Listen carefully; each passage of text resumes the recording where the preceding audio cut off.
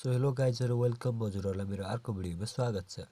आज म हजुरहरुको लागि एउटा नयाँ भिडियो लिएर आएको छु जसमा म हजुरहरुलाई मैले लगातार 2 वर्षसम्म डाउनलोड गरेर $10 सम्म पुर्याउन सकेको एप क्लिपक्ल्याप्स एपले मेरो विथड्र रिक्वेस्ट क्यान्सल गरिदिएको छ अथवा डिक्लाइन गरिदिएको छ।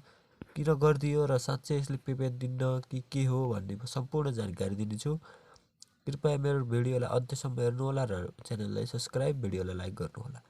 म ढिला नगरी हजुरहरुलाई भिडियोतर्फै लान चाहन्छु। सिम्पली हजुरहरुले यो एप इन्स्टल गर्नुहोला। यदि इन्स्टल गर्नुभएको छैन भने डिस्क्रिप्सनमा एप छ, एपको लिंक चाहिँ डाउनलोड गर्नुहोला र डिस्क्रिप्सनमा भिडियो लिंक भनेको लिंक हेरेर यसमा धेरैभन्दा धेरै अर्निङ गर्न सकिने टिप्सहरु जान्नुहोला।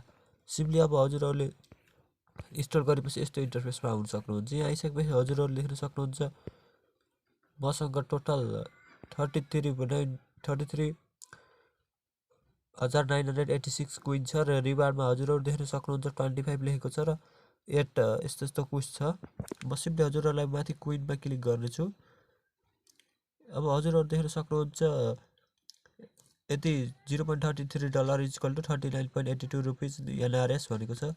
अब सिम्पली क्याशमा देखेर जानुहुन्छ अनि मसँग 12.22 क्याश छ। अब यो मेरो देख्न सक्नुहुन्छ म केही दिन पहिला माथि जब हजुरहरुले यस्तो बुक जस्तोमा क्लिक गर्नुहुन्छ, यहाँ क्लिक गर्न साथ हजुरहरु देख्न सक्नुहुन्छ डिक्लाइन भनेको छ। मैले जस्तै $10 को रिक्वेस्ट गरेको थिएँ पेमेन्टको लागि, तर मेरो यो डिक्लाइन भएको थियो।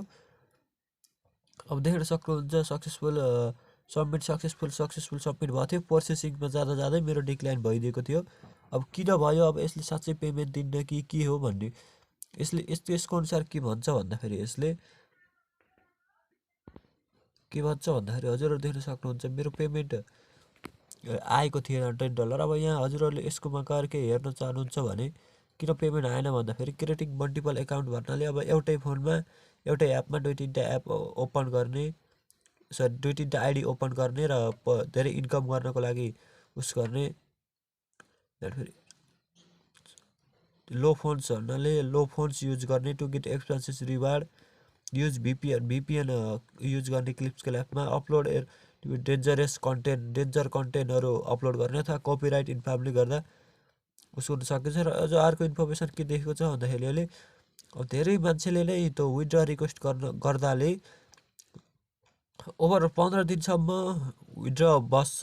त्यससम्म विथड्र भयो भने भयो, 15 दिनसम्म भएन भने त्यो विथड्र रिक्वेस्ट हुन्छ। तपाईले अब अर्को विथड्र मेथडबाट जस्तै पहिला रिचार्ज गर्नुभएको थियो भने अहिले पेपाल यस्तैबाट रिक्वेस्ट गर्नु होला भनेर यहाँ भनेको छ साथीहरु। अब यसले यही भनेको छ, मेरो विचारमा यसले पेमेन्ट दिन्छ नै। म पेमेन्ट आएपछि हजुरहरुलाई फेरि अर्को भिडियो बनाउने छु। त्यसैसम्म च्यानलसँग जोड्नु होला। हस्त धन्यवाद।